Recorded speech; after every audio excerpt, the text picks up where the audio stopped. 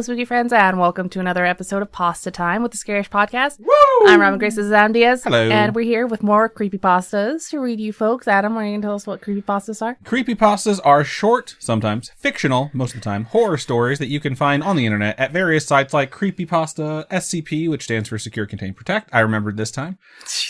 And like No Sleep Reddit, other like short fictional horror story subreddits as well. I have one coming from I think it's something that's called like short fiction, and it was a really good horror story. Someone recommended it, and if you have a recommendation or you have your own short horror story that you would like us to read, Robin, where can folks send those to us? You can send them to our email, storytime@scarish.com. You can also go to our website, scarish.com. There's a contact us page. You fill out all that fun stuff, and it gets sent to us that way. Indeed. So we would love or social media.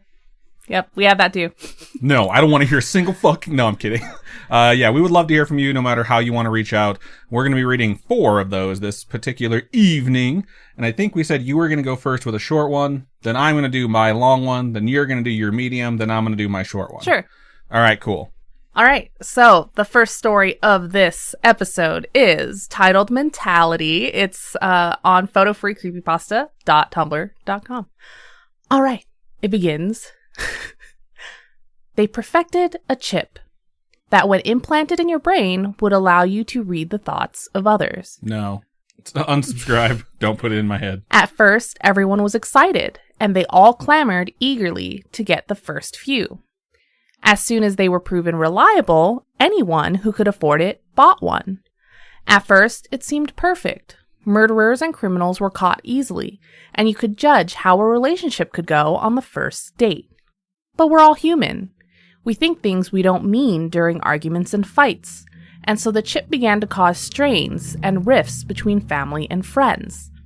There was a petition to get the chips removed, which was successful. Unfortunately, their brains had already been altered by the chip. They couldn't stop hearing people's thoughts. Online support groups popped up, and scientists everywhere began researching ways to reverse the effect. It turned out that some random on Reddit had the answer. Circular reasoning maybe, but his solution worked. If you think about what is doing your thinking, you stop hearing other people's thoughts. I was always poor. I could never afford the chip. But what I have learned is that if you spend all your time thinking about your brain, your own isn't enough. I can hear them moaning and shuffling outside my door right now, desperate for mine. Oh, so they became zombies here. Yeah. Oh, okay. Yep. Because all they did was think about their own brains, and they're like, brains. So they started to crave other people's brains? Seems like it. So they're telepathic zombies then, unless they had their chips removed. Their chips are all removed. Okay. But when you get your chip removed... You become a zombie. Yeah. Okay. Yep. Kind of weird. It's from 6 years ago, too, in case anyone's like, blah, blah, blah, COVID, blah, blah, blah. So this happened way before that. Very interesting. But yeah, it's a nice little twist on the whole zombie... origin story where it's like chips in people's brains got put in and then removed. So I would not fucking want that. And I would definitely not want anyone I knew to have that, because I think horrible things about everyone I know constantly. No. I'm like, this person's such a fucking asshole. Like, I think that constantly when we're hanging out with people. My brain is too negative. Like, my mind, I'll sit there having a conversation with someone, and then I'll think like, oh man, did I say the wrong thing? Like, I shouldn't have said that. Like, no one wants to hear the insecure thoughts that go through my brain either. So totally agree on that. Yep. All right. Good stuff. Way to start us off in a really weird headspace, Robin. Thanks. You're welcome. All right. So I'm going to go ahead and move into my first creepypasta of the show. And this one was recommended to us today by Tatum S., who reached out via our website. They filled out that form. It came directly to us. And it recommended the creepypasta known as My Dad is a Chair. That's fucked up. And they're like, I can't even begin to describe this, but hey, why don't you check it out? It might be something you enjoy reading. And I enjoyed reading it. And I was like, I'm going to save the rest. Because I want to see what happens, but I'm just going to go ahead and dive right into it. The title doesn't lie. My dad is a chair. To be specific, he's a fully upholstered, bright orange angel accent living room chair. Angel accent. The kind with wooden legs you'd find in any 3-piece suit from the 70s. He's pretty comfortable, truth be told. A little lumpy in places, but his padding is soft. Warm, too. He's always warm. He's also the telltale... ba-thump, ba-thump, ba-thump coming from his back cushion. A steady rhythm at my lumbar to remind me I'm sitting in no ordinary chair. Oh, it's like his heart. Yeah. He wasn't always a chair. Until last year, he was Kevin, the accountant. He was 51, slightly overweight, and generally seemed to enjoy life as a human. He was married to Mom. He still is, but, well, as you can imagine, it's a little complicated now.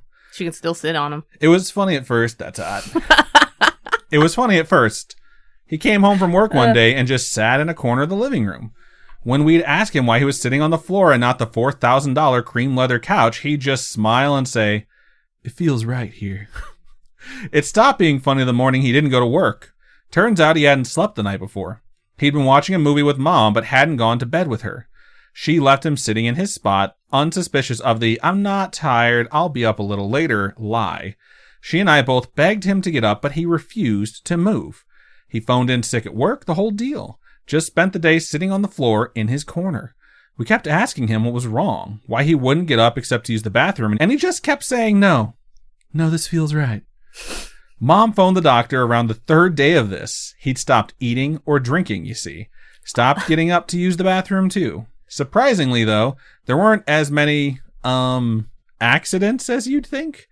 Once he'd allowed the last of the food and drink to leave him, it seemed to stop coming.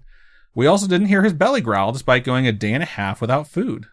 The doctor couldn't make sense of it. Their first guess was that it was psychosomatic, but that wouldn't explain the absence of digestive activity exposed by the stethoscope.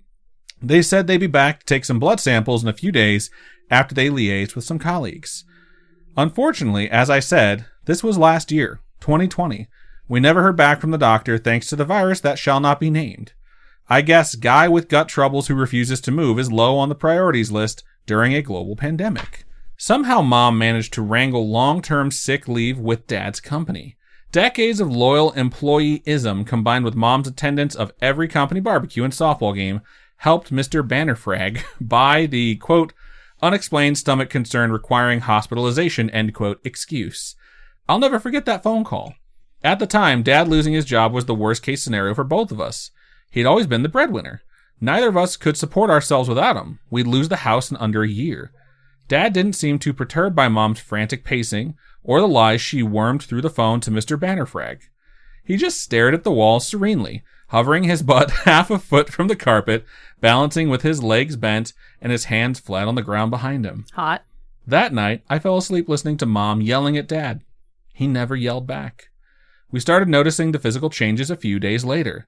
That's when we realized this wasn't psychosomatic. Unfortunately, our shitty, quote, best insurance deal on the market, end quote, doctor wasn't picking up the phone.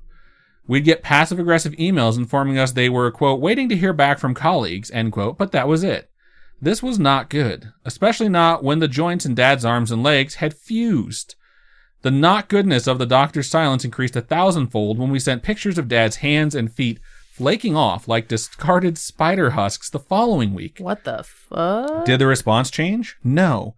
We got a very snippy email about shortages on ICU wards and the, quote, critical international situation, end quote. Mom's shouting match with the chief of medicine, the one she demanded her way up the phone chain to speak to, didn't change things. We were on our own. Dang, this story's long. Mom spent all her time in the living room with Dad. I'd help her wash him, try and make him eat, talk to him when she'd tire out and fall asleep on the rug. Every day of this routine brought with it new changes in Dad's body. It started with his limbs, as you can probably guess. When his hands and feet fell off, there was no blood. They flaked apart, crusty and dry and brittle throughout. His feet fell off. Even the bones on his toes and fingers had the density and consistency of dead skin. The wrists and ankles they left behind were smooth and hard. It was difficult to tell whether we were looking at flesh or exposed bone. The dark, shining surface seemed to blend into his normal arm at the base of the stumps. This discoloration would rise further up his limbs daily, and before long I awoke to see Dad's head and torso fused to the wooden chair leg supporting my weight while I write this. What the? So he's sitting on his dad while he's writing this, apparently. Oh my god. Well, I use the term Dad's head and torso in the loosest possible sense. By the time his limbs were completely replaced, the rest of him had undergone a slow, harrowing transformation of its own. His shoulders and the arms attached to them descended lower and lower. They found their final resting place at Dad's pelvis, sat squarely behind his rigid legs. The chest area they left behind had its own problems. Day by day, Dad's neck retracted further inwards. It didn't stop when his jaw met collarbone either. It pulled Dad's head deep into his rib cage. His face flattened as the skull supporting it sank, forcing his eyes to point in opposite directions. Eventually, they slid down to where his nipples once lay, resting glassy and vacant on his pecs. I don't like this. The change... It is gross. The change wasn't quick enough to break his jaw, though. Instead, it bent outwards, its hinges spreading wide across Dad's broad chest. Each morning, I'd find Mom sobbing over a fresh, unnecessary piece of himself he'd discarded. Hair, ears, nose, his thingy. What? All of them flaked off and crumbled to dust in her Ew. hands. What the fuck? He lost the ability to speak as his head withdrew. Unsurprising, though, right? He made his intentions clear before he went. The last words he ever said to me. Don't cry. I am a chair. Always was chair. Happy as chair.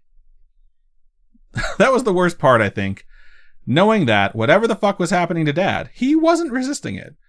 That when he'd got that initial urge to sit in the corner and knock it up, he didn't fight it. That he was happy this way. The implication being that when he was human, when he was a father and a husband and an accountant, he wasn't. That's so sad. Sadly, I still don't know why or how Dad became a chair. I didn't post any photos, you see. Mom wouldn't let me. Didn't want the embarrassment. Wanted to keep Dad's dignity intact. Thing is, I agreed with her and kinda still do. I'm glad I didn't go to the socials with pics of Dad at various stages of his journey. The temptation was there to see if anyone could help. Nobody could have, though. Could they? Dad would have just become another internet circus freak. Y'all didn't know? You can stop the chair transformation. I've done enough research There's a way. And digging over the months to know that whatever happened to Dad, he's the only one. Well, almost only. Mom's own changes started around the time Dad's skin was rethreading into orange fabric and his eyes had hardened into plastic buttons. Her change was a little different. It started in her torso, stretching her day by day while she remained in crab pose. I must say... So she became a couch. She makes a great couch. Oh my fuck, dude. Her transformation may have been a little more distressing, but the end result is better. Sorry, Dad. It is what it is. I think the worst part with Mom was the despondency. Dad was so serene as he changed. Mom, though. Mom wouldn't stop weeping. Quiet sobs, tears that fell for a few days even after her own eyes had become flat plastic. Oh my God. She wasn't crying because of the change, though, I think. I think it was because she wouldn't get to see how beautiful I'll look when I go through my own metamorphosis. No. What? Thing is, I get it now. Dad was right. He was chair. Mom was couch. Oh. I am coffee table. No. I always was. I was scared at first when I realized. The truth hit me like a piano drop from the Empire State Building. I was scrubbing the last of Mom's remaining human skin when it struck through every bone in my wrong body, just as it must have done to both Mom and Dad. I spent that whole night sitting on Dad, tears falling down my cheeks, staring at my spot. I didn't want it to be true. I screamed for it not to be, more than once. I couldn't deny the facts. I knew deep down to my bones, though, that spot, the space on the rug, in front of the chair, Dad, and couch Mom, is for me. It's mine. It's where I belong. Unlike blissfully accepting Dad and weeping, resigning Mom, I fought it for a few days. I'm not like them. I'm only 17. I have had dreams, ambitions, goals. I wanted to go to college, settle down, marry some lucky guy, be a mom. I wasn't ready to give up on my human form. I spent my nights begging for more time. Nothing answered. The urges didn't abate. My awareness of reality, now the illusions had been swept away, was too great. When I have slept this last week or so, my dreams have always been the same. I dreamt of true reality, of how I now know things should be. I dream of me in my place. My body elongated and wooden and flat, as is right, as is correct, as is natural. I have long, blissful slumbers filled with the feeling of hot ceramic mugs on my tabletop and thick carpet beneath my forelegs. This is so good. I can't fight it anymore. I'm posting this here, but also printing it out to leave as a note for the removal guys. I want them to be careful with us when the bank repossesses the house and we end up in storage. Please keep us together, if you can. We're a set. Dad's sick leave ended months ago. As you can imagine, the foreclosure notices have been piling up. I stopped caring about the pile of mail under the door around the time that Mom's ribcage split and flattened into her wide pinstripe velvet upholstered back. What the fuck? I haven't been hungry in days, or thirsty. I'm not even sure I'm breathing now that I think about it. I'm still scared, but I've come to accept that this is the way things have to be. I don't know why. They just do. Maybe it's a curse. Maybe this house is buried on some ancient ritual site.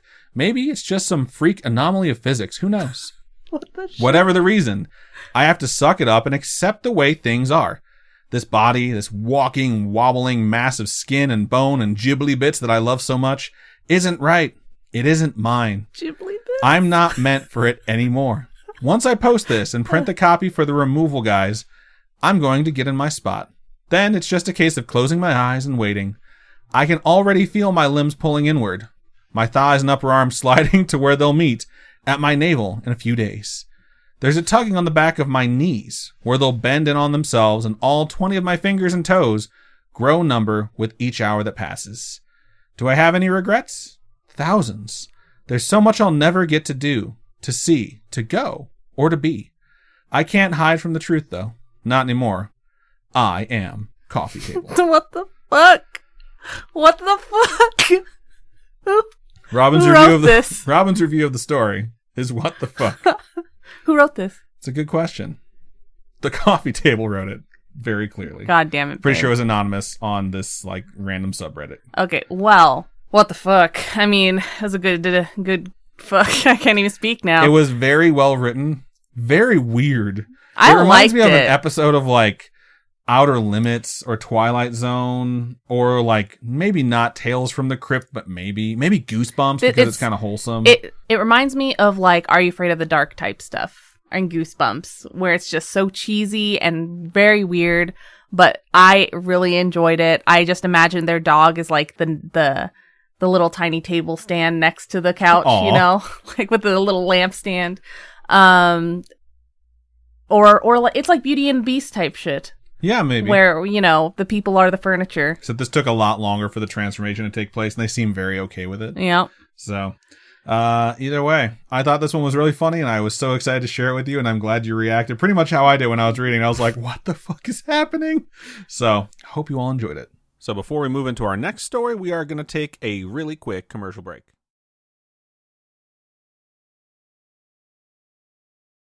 And we're back. So this next story that I'm going to read is titled Anora Petrova.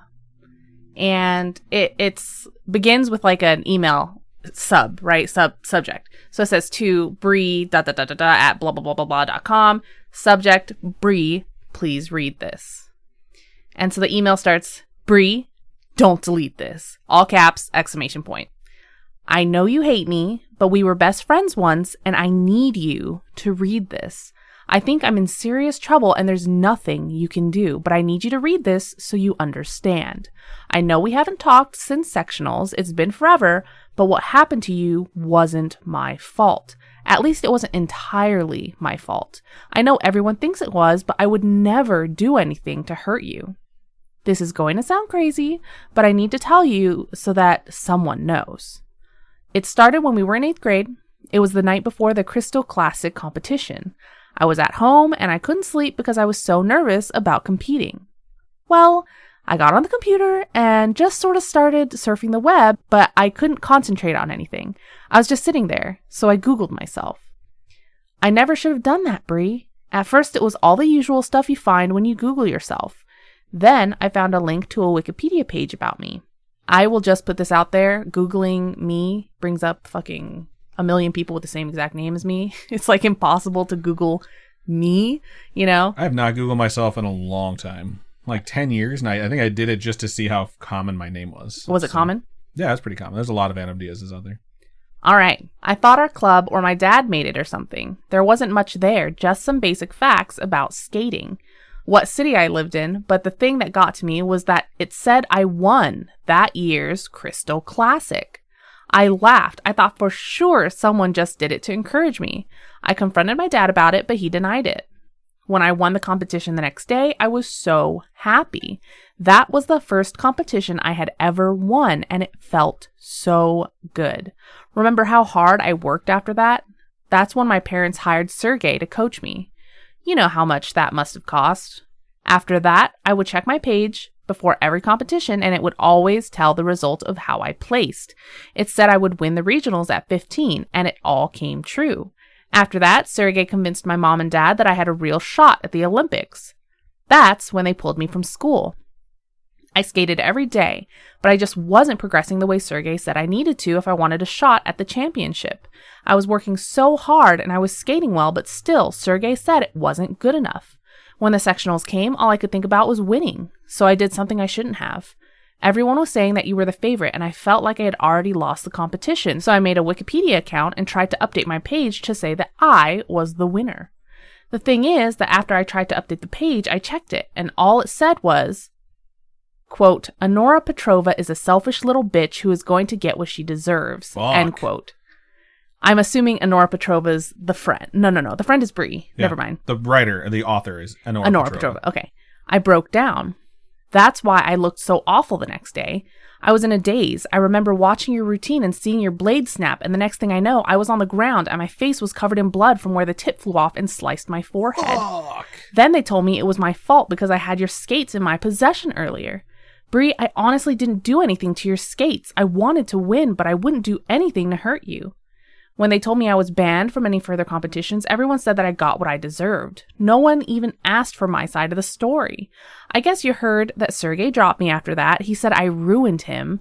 No one would talk to me. Do you know what it's like to be ostracized by everyone?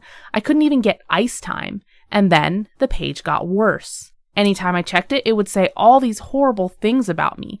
I can't even tell you half of them. The language was so vile. I'd cry every time I read it, but I couldn't stop checking.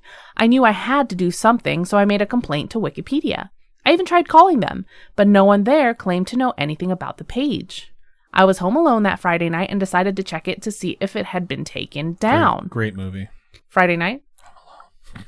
Oh, damn it. The page was still there, only this time it said, Anora Petrova is a pathetic little orphan. Ooh. Damn. Yeah. This story is rough. I freaked. I kept calling my parents to warn them, but every time I'd call, all I would hear was this horrible laughter on the other end. I must have called them 100 times until I couldn't take the sound of the laughing anymore. After the accident, the police gave me their phones and there wasn't any record of my calls that night. I was so devastated. Before that, I was so busy training all day and doing homeschool, I never realized just how alone I had been the whole time. I know you tried to reach out, but I was so depressed and angry, I just shut everything out. Once I turned 18 and got the settlement money from the court, I came to Switzerland. I got to reinvent myself. My skating really took off. It hasn't been a year, and I feel like everything that happened was so long ago. That's why I shouldn't have done it, Bree.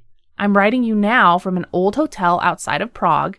I'm auditioning for the ice circus tomorrow. I know it's the kind of thing we used to make fun of, but I really want this. I was feeling really nervous, and out of an old habit, I checked my page. It's so hard to say this, but when I checked the page to see if I'd get the job tomorrow, all it says is Anora Petrova died friendless and alone, and it has today's date listed as the date of my death. I'm sobbing so hard I can barely type this, but I wanted you to know the truth. Please believe me, Bree. I attached a screenshot of the page so you'll believe me. It's all there, just as I told you. I don't know what to do. I don't know anyone here, and nobody speaks English. I keep refreshing the page. God, it's been forever. I keep refreshing, but it still hasn't changed. I'm waiting for midnight. I don't know what to do, so I locked myself in my room. There's only a few minutes to midnight now. All I can do is refresh the page. I'm exhausted, but I can't stop. I'm afraid to leave the computer until I know what happens next. And that's it. And then with that story, there's like a picture of the Wikipedia page, and it has like a picture of her that looks like she's a ghost. Date of birth, and then it says deceased.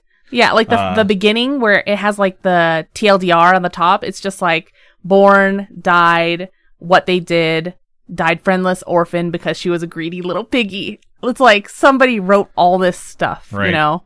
Definitely. It's kind of weird though. Sometimes when I look for creepypastas, I'll find stuff that has like accompanying videos or like a bunch of effort that's gone into it. And while I do think that's cool, it's really hard to convey over the show. You know what I mean? Mm-hmm. So this was a really good example of how you could do that. But either way, shout out to whoever wrote Anora Petrova. It was a pretty good story. Yeah, thank you. I'm going to go ahead and move into the last story of the show. And this one's subject is, he stood against my window. Be forewarned, this is a very short story. And it goes like this. I don't know why. I looked up, but when I did, I saw him there. He stood against my window. His forehead rested against the glass, and his eyes were still and light, and he smiled a lipstick red cartoonish grin, and he just stood there in the window. My wife was upstairs sleeping, my son was in his crib, and I couldn't move. I froze and watched him looking past me through the glass. Oh, please no, his smile never moved, but he put a hand up and slid it down the glass, watching me, with matted hair and yellow skin and face through the window. I couldn't do anything. I just stayed there, frozen, feet still in the bushes I was pruning, looking into my home.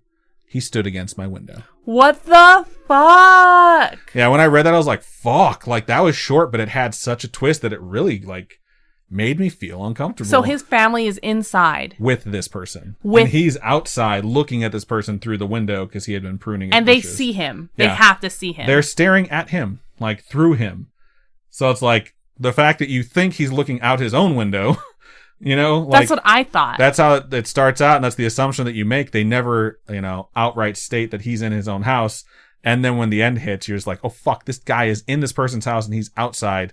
And his wife and kid are upstairs. So that's horrific. Yeah, it's a good one to end on. So thanks, pretty good stuff for that. Enjoy that. I appreciate it.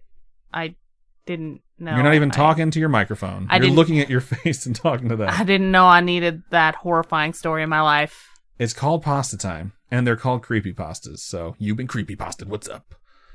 All right, I want to go ahead and thank all the folks out there who wrote the stories that we read tonight. If you have a short story that you have written that is a horror-themed story, please feel free to reach out to us by emailing pastatime@scarish.com, or go to our website, click Contact Us, fill out that form, mention that it's a creepypasta, send it to us that way. You can also do both of those things to suggest a creepypasta that you enjoy, or an SCP, or any other short fictional horror thing that you would like to hear read on Pastatime. If you want to reach out to us on our social medias, Twitter is @ScarishPod, Instagram is @ScarishPodcast, and Facebook is facebook.com/ScarishPodcast. Robin, for folks who would like to donate to us, how can they do so? You can go to patreon.com/ScarishPodcast. Those are monthly donations. Tiers start at $1. You can also go to ko-fi.com/ScarishPodcast. Those are one-time donations. All your donations go to helping us keep this show going, and yeah. Indeed. Thank you so much to everyone who listens, everyone who watches live on Wednesdays at 6:30 p.m. It's always a blast doing these. And I think it's just about everything we have for Pastatime number 23. So, Robin, go ahead and sign us out. Keep on creeping on, and I hope you folks have a good holiday season. Indeed. Bye-bye. Bye.